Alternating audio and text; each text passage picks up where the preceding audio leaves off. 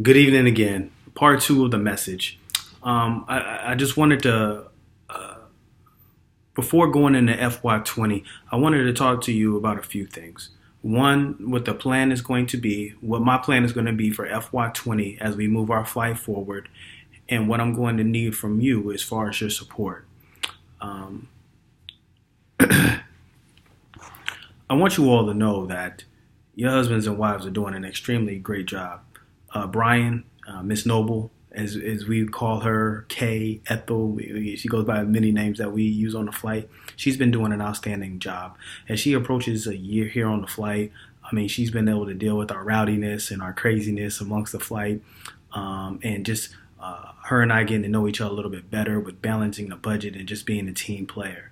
And I'm so happy to have her on the team. I'm glad I got her as a selection to be the admin for our team. Sam, words can't express what Mark has been doing. I'm telling you, he is he displays such leadership at a higher level. He could easily be sitting in the seat that I'm sitting in right now, but I know he made decisions for his family, which is definitely admirable. But I lean on him all the time for different things, running our flight, helping our flight out, and helping our flight to be successful. So I tremendously lean on him. So you should be extremely proud of him. Mark is doing an outstanding job, and I'm glad that he allows me to lean on him with a smile. Ashley Green Steve is the same way. I mean, he allows me. He steps up onto the team when I was new here, and he showed me the ropes and introduced me to folks, and he has such strong, solid relationships, and he's just an influence onto the team, and he's always willing to go wheels up, and everybody's adopted that motto on the team, like wheels up and wheels down. Steve is awesome to have on a team, and I wouldn't change it for everything. So actually, you should definitely be proud of him as well. Jenna, I know Sean's going through some tough times, not having his office, having to travel, back and forth. I know it's been tough, and trust me, I've been busting my behind to ensure that he gets his office, and it's nearing completion. And I bark every time I have the opportunity to my bosses. I just talked to my boss today about getting him in office and making sure that we take care of him. And despite all of this, Jenna, Sean has been keeping a very, very great attitude during this whole transition change. And we look forward, I know I do and the team does look forward as well to seeing him in his nice new office and watching him do great things this year. Jenny, Kyle came on the scene like nothing I've ever seen before. He has a personality and liveliness that lights up the room and keeps everybody on their toes. Kyle is awesome having on the flight. And when I heard that we were getting somebody from active duty coming from California over, I tried 3 times to find somebody to replace him. 3 different times, and all 3 different times I was turned down. But that was great. Kyle brings such outstanding effort, work ethic to the team. I mean, he had an outstanding July and really helped propel our flight to new levels at the end of July, which he surely then went on convalescent leave, and you had him for the whole month of July. So, Jenny, I just want to say thank you for definitely allowing your husband to do his job and being able to support him. Jan, I see you every morning when I'm dropping my son off. Douglas has been doing a great job. He really has as well. He's been certified, and his quality of work is great. Sharp in his uniform. He's looking good. And he always has that Marine mentality that he brings to the office that we laugh and joke with him about.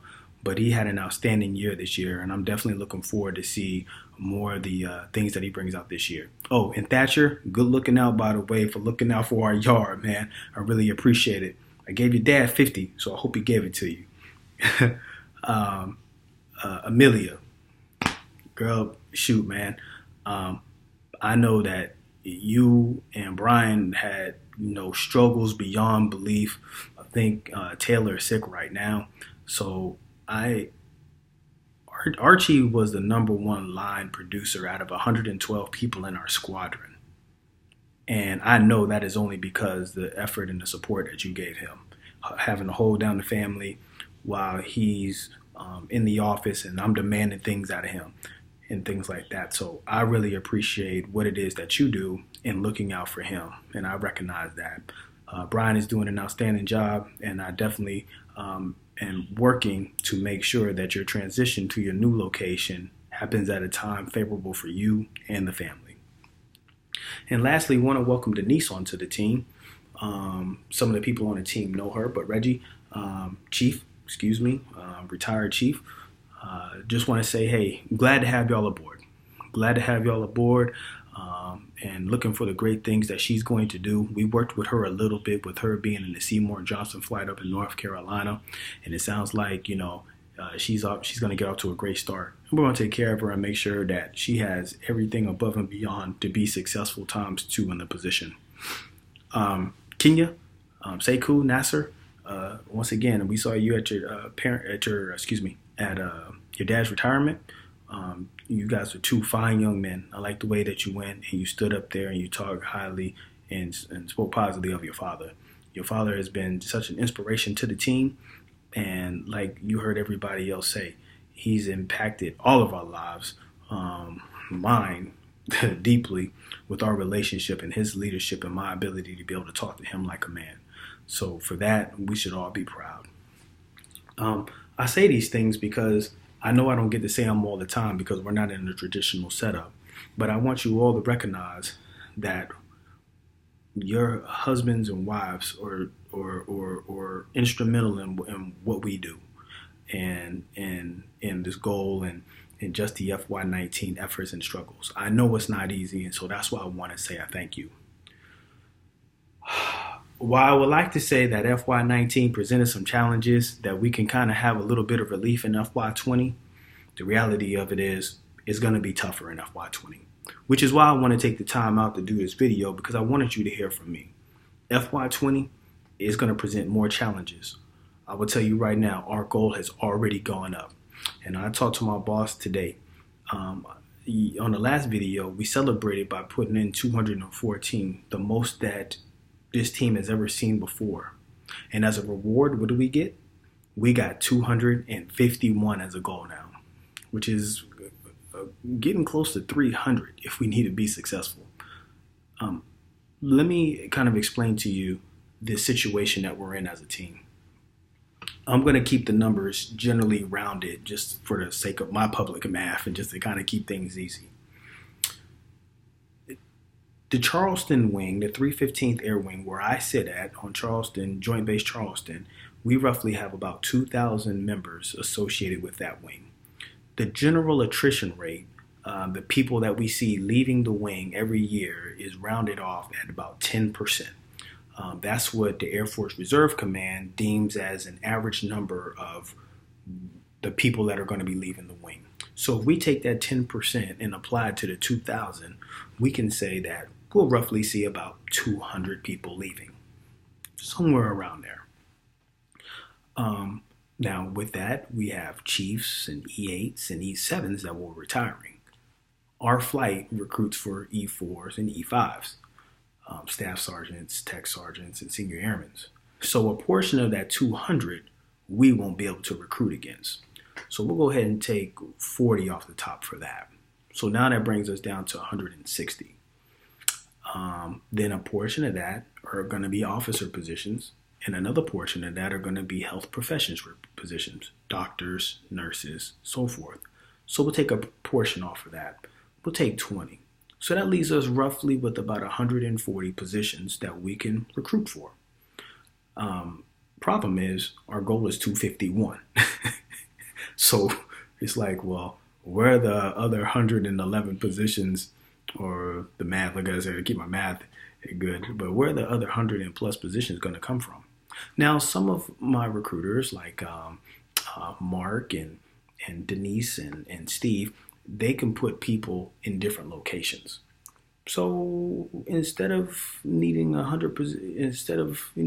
100 positions, let's just say we need 100 even. We have 100 uncounted positions of how are we going to get these positions when our goal is 250. We have 100 that we're going to need to put in Charleston, but only around 200 are leaving that we can actually recruit for. Hopefully you're following me on this math. There's our dilemma. And so therefore, as me making sure that I'm taking care of your family by taking care of their professional career so they can advance, I have to figure out how we're going to do this. And I've come up with a plan.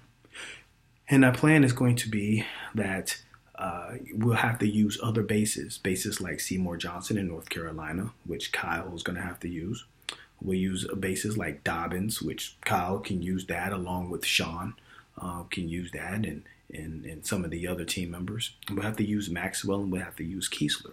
We're going to have to use different bases in order to spread the numbers that we need to recruit for to these other bases, because we simply just can't rely on Joint Base Charleston in order to meet our mission goal of 251. We're not going to be able to do it, and that's the problem. Therefore, in order to use these other bases, there's going to be increased TDYs, because we got to get out there and we got to meet these people. Because when our recruiters leave Joint Base Charleston and go to another team's territory, we have to develop those relationships there in order to get the positions out of there. So what am I ultimately saying? This FY20 for the first quarter, it's going to be a grind. It's going to be tight. Our goals have gone up. Our positions aren't there. And we're going to need to go out and build relationships to get them. TDYs to Dobbins, TDYs to Seymour Johnson, maybe even TDYs to Maxwell. Kiesler, not so much. Kiesler's in Mississippi, Maxwell, Alabama. Excuse me for those that don't know. That's what we're going to have to do to be successful. Steve, I'm going to have to use him to help train some of the new people that we're getting on the team. Brian's going to be leaving soon, so Steve's going to have to come, and I'm going to be utilizing him to train. Same way, Sam, with Mark. I'm going to have to use him to train. You're going to have to train Sean, who's down there in the Savannah area. He's going to have to come down here to Joint Base Charleston. He's at the train. The average recruiter ratio that a flight chief, a person in my seat, the command tries to keep them at is, for every flight chief, they get 3 recruiters. So most people, the ratio is, 1 flight chief, 3 recruiters. For myself, it's 1 flight chief, 7 recruiters. That's just the way the game goes. And so with that, I rely a lot on the team to make sure that we're successful. So this FY is going to be increased TDYs. It's going to be more phone calls. It's going to be more late nights. It's going to be more office hours. That's what's coming here for this first quarter. UTA weekends, these things aren't changing. And I'm really going to be pushing the team hard to over exceed our goal by this first quarter till we get to December. For those of you that are on the team last year know, we got to the goal that we needed to get to by December 19th of last year. And December 19th, we went ahead and took off for the rest of the year. 2 weeks, enjoy your time and enjoy your family. And those 2 weeks were good. I know they were good because some people reached out to me and said, man, I missed the job. So we're looking to repeat that again. And I'm asking you personally for your support and your understanding during this first quarter. My plan is to help get this team off to a great first quarter so we can enjoy the springtime when the spring starts to roll around and we're not under the pressures of having to feel like we need to be in the office. And we experienced that some this year. Around the July timeframe, we kind of loosened up a little bit. But I want it to be even earlier. I would like it to be around the May, June timeframe. April, March, because I understand everybody here has families and everybody here has other obligations. And I understand that, the Air Force and recruiting is temporary, but family is forever. And I keep those things in mind. I understand when people are TDYs, it puts a strain on everybody. That I understand. So my promise to you is that I don't plan anything last minute. I try to make sure that the team knows well in advance, as much as I can, 2-3 weeks, months in advance, that we have TDYs scheduled so they can properly plan with you to make sure that proper arrangements are in place. So I just want you to know that I keep those things in mind because I know it's just as much as a strain it puts on my family, I understand that it puts that same strain on your family as well. So what am I asking you for this first quarter? I'm asking for your understanding. I'm asking again for your patience um, as I try to align our flight with success for this first quarter. And I guarantee you that we can hit that first quarter mark of 75 is where we're trying to be at. That's 25 for October, that's 25 for November, and that's 25 for December. If we can hit that by the 19th, the 17th, I got to see which day that falls on. By the middle of the month, basically, for December, give them 2 weeks off. No questions asked. Commanders and superintendents, I'll field the questions this year just like I did last year. Because I understand just as much as they worked hard, they also got to play hard as well and enjoy that family time. But I understand this is only going to work if you're on my side, if you're bought into it. So I'm asking for your buy-in. I'm asking for your support once again going into this FY 20 first quarter because I know it's going to be tough. So with that being said, I hope that you can support your spouse in the recruiting effort that we have for the first quarter. I have a plan. I'm going to implement the plan, and I'm going to make sure that your husbands and wives that they're provided everything they can to where they can have a good balance, work life and home life, and that they can be successful in the job and outside of the job. That's my promise to you. And I don't even make promises. I just normally say my yes is a yes and my no is a no. But I just want you to understand that for every decision I make, I know that it affects families. And for every decision I make, I know it affects your personal well-being. And I just want you to know that I keep those things in mind.